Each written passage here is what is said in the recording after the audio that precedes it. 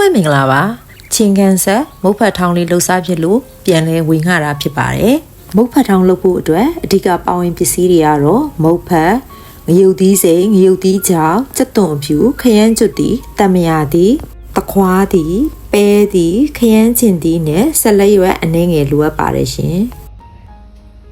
ကဲစထောင်းပါတော့မယ်ငရုတ်သီးအချောင်းငရုတ်သီးအဆူ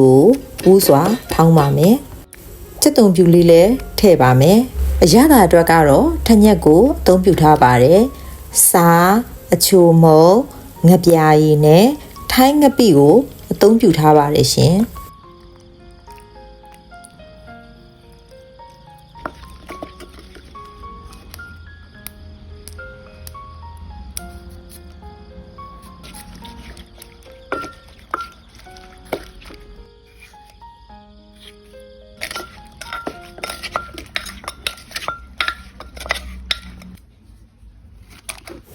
အရသာတွေဝင်သွားဖို့အတွက်ကတော့ထောင်းမွေမှွေပေးဖို့လိုပါတယ်နော်